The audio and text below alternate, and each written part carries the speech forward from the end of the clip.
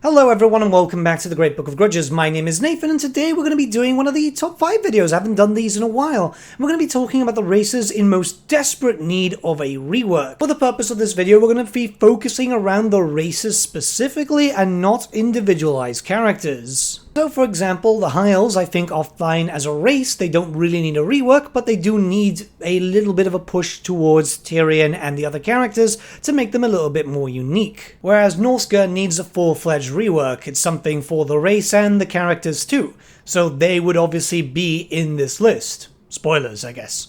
But with all that being said, let's just jump right in. For our number 5 spot, we've got the Ogre Kingdoms. Now, it's very likely that the Ogre Kingdoms are going to be in the next DLC alongside the Monkey King. These rumors have been quite loud, so I'm going to make it fairly brief. The Ogres do desperately need some help because they were introduced in the same vein as Norsca was. The pre-order incentive race, which was unfortunately kinda left in the dirt. This is likely because the Ogres were introduced with the Game 2 mindset in the same way as Norsca was introduced with the Game 1 mindset. They didn't really age too well. In fact, I would say that they didn't really age at all. Some minor changes here and there could fix up a lot of problems with the Ogres. For example, like I've said in a previous video, making the key settlement of each region in the Mountains of Morn being able to be a proper capital, allowing for camps to be able to be moved like a Black Ark but only on land so they would not be able to go into the ocean, and then finally fixing up the contract system to, well, give you a reason to actually use that. The Ogres as a faction are cool. I like them. They've got a great roster. I know some people might not like it, but to me that just reminds me of the 8th edition Ogres. If they only had a little bit more time in the oven, that being said, if only Warhammer 3 had a little bit more time in the oven before it launched, things would have been a lot better, and I really hope that we do see some stylized mechanics for Greaser, Skrarg, and eventually Golfag, just to add some replayability towards the factions, and that means that people will just enjoy the Ogres a lot more. People do like playing the same race over and over again. This is why the Empire is so popular, Grand Cafe also, and the Skaven was super popular in Warhammer 2 also. So having that for every faction as we've been seeing lately kind of does it a lot better. The Empire is just going to skyrocket into more popularity thanks to Thrones of Decay, even though they're already at number 1, but you get what I mean. Imagine if we had reworks like that, but for every legendary lord. For our 4th spot, we have Bretonnia, and I know what you're going to say, well, Bretonnia already had a rework, but what about second rework? You see, it did add in a lot of flavor to Bretonnia, and it does feel a little bit better, but it doesn't feel just right. For context, the dwarves had 3 reworks. Hopefully, well, 3rd and final. But yeah, the Bretonnians need a little bit more. What the Bretonnians need is some sort of crusading mechanic to give you an incentive to push out of Bretonnia. Sure, you do have that mini quest system which is tied to your vows, but a proper crusade mechanic would have been absolutely awesome just to give them a bit more of a push. A reason to go down to Araby, a reason to go up to Norsca. Just stuff like that really fleshes out the faction that you know historically through different novels and obviously the army books and so on. Hell, even Warhammer the Old World right now is pushing towards a bit of a Bretonnian narrative, but it tells you why they're going to these locations, why and what they're doing. You don't have that feeling with Bretonnia. This is another faction which, by the way, could do with some unique mechanics for all the legendary lords. This is something which is a big thing here, but the main thing is a crusade mechanic would be kind of cool. Then add in some other stuff. When it comes to Leon Leonker, then you could have something like Karl Franz but a little bit stripped down, because at the end of the day he's also ruling over this nation. Just maybe a little bit different to give it a little bit different flavor. The Fey Enchantress could have the Wizard Hogwarts mechanic that Kislev has, because it kind of makes sense that she should be able to get better spellcasters with better traits. Alberic, poor Alberic, could have some sort of pseudo-horde to kind of make him a bit more mobile, or maybe just some knights on foot. I mean, everyone could deserve some knights on foot, to be honest. But I feel like he really needs them because, oh boy, you know, you've got horse riders all over Lustria as a jungle. It just makes no sense. Rapance is perfectly fine, but she's down there on a crusade, and it doesn't really give you a reason to be there as a crusade. This is why I mentioned the crusade mechanics. In most cases, you're just going around looking for water, which is, I mean, thematic, but kind of annoying. And the biggest thing I would say is rework the goddamn Green Knight to be an actual legendary hero. Now that things are actually happening this way, and Gotrek is a legendary hero, the Green Knight should be next. Please. It's such an iconic character, and let's be honest, in most cases when people summon him, he kind of gets used for like a turn or two, and then he'll disappear, and I mean, it's just not really getting that much use out of the Green Knight, a historical character. For our third spot, we have the Lizardmen. So, the Lizardmen have gotten a lot of love during Warhammer 2. Like, seriously, they actually had a number of DLCs, and, oh boy, I mean, really only Oxyottl's worth playing, maybe Nakai too, because he's a little bit better now in Warhammer 3, but the core ones feel really boring, and this has got to do with a few things. The geomantic web system is not really that rewarding. The tech tree system for the Lizardmen is atrocious. I absolutely hate it. You need certain buildings for that, which forces you to build buildings that you might not need. Everything's kind of linked up in that weird system. Like, it worked for Warhammer 2, I guess, but even then it got really boring with Warhammer 2. Actually, I wouldn't even say boring, I'd say more frustrating, which is a massive shame, because they are a very popular race, and they've got some of the coolest monsters, the coolest units. The basic function of the race is fine, barring what I've said. If they fixed up the tech tree, I think I would like them a lot more, because, oh my god. And then just fix up a little bit of everything else, then start adding some unique mechanics. Something a little bit unique for Krokar would be great. Something for Mazdamundi, focusing maybe around reading some plaques, and then, I don't know, for Tic-Tac-Toe. I think Tic-Tac-Toe could just do with some faction lord effects to kind of bring him a little bit flavorful there. And then we're sorted. Sure, the Lizardmen could do with one more DLC, maybe introducing Tetueco would be kind of nice, but in the main sense, yeah, I mean, they're in a really good spot. I mean, they've got one of the most powerful legendary heroes. It's just the tech tree is so freaking frustrating. I just can't understand how a race that got so much DLC still feels a little bit bad, compared to like the Skaven, who got about the same amount of DLC, maybe a little bit.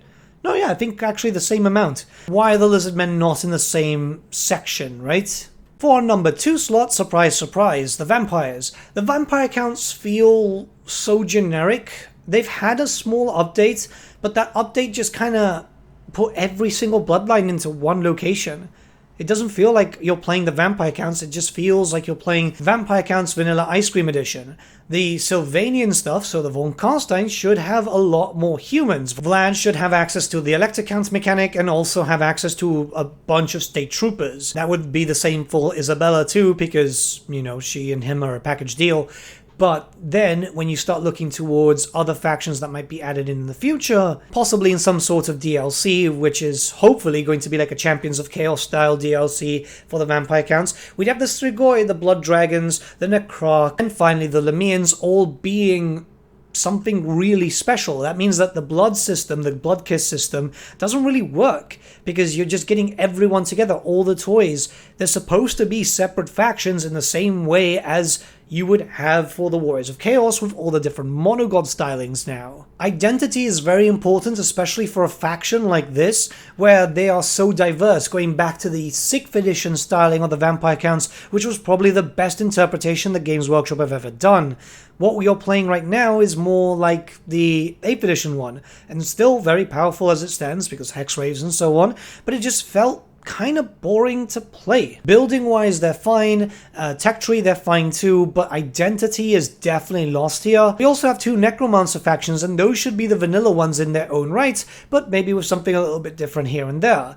For example, Krell should be a proper legendary hero for Kemler, and we should have something kind of different for our good friend Gorst, who actually isn't too bad now. It's not so much the race, but the identity, and I'm really annoyed by it. It's something that I've spoken to Creative Assembly about a lot of times.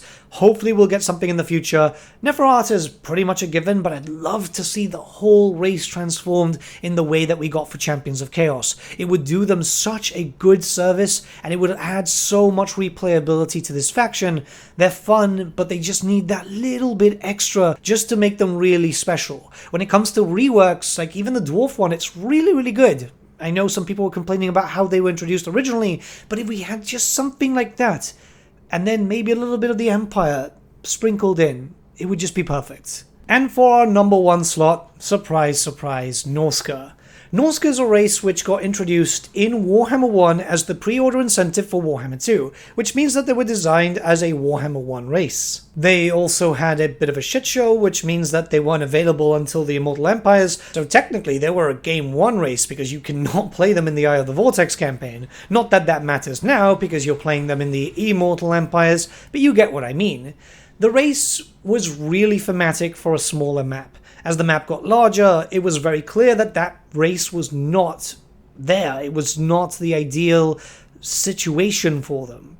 This got fixed for the Immortal Empires launch, and obviously a bunch of quality of life changes came in, which also got nerfed, which is a shame, as their ports were really, really good. The problem is that Norsca should never have really been its own race pack. They are a Chaos Light faction. In fact, most of the things that make Norsca so unique are Chaos troops themselves. So, yeah. Now, despite all its issues, people do like Norsca, because when I post about a Norsca mod, people go absolutely insane, going, oh, this fixes so many issues, but it's not quite there yet. And I am inclined to agree with them.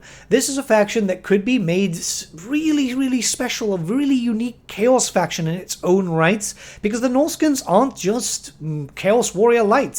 They're supposed to be Marauders, Vikings, Raiders, they even got Bowmen and so on, right? This is stuff that we've seen in Warhammer Fantasy Roleplay.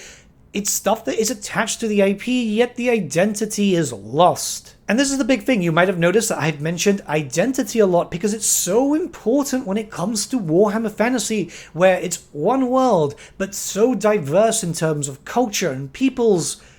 It needs to have that push. There needs to be something very special. It's also kind of annoying that the Norscans, for example, have the hunt system, which is, I think, still broken. The tech tree is not too bad, but it could be better. And for some reason, they can't build up walls, even in minor settlements or major settlements, which makes no sense, because if you read any lore surrounding Norsca, they actually do go into settlements. They know that Norsca is one of the most dangerous places in the world.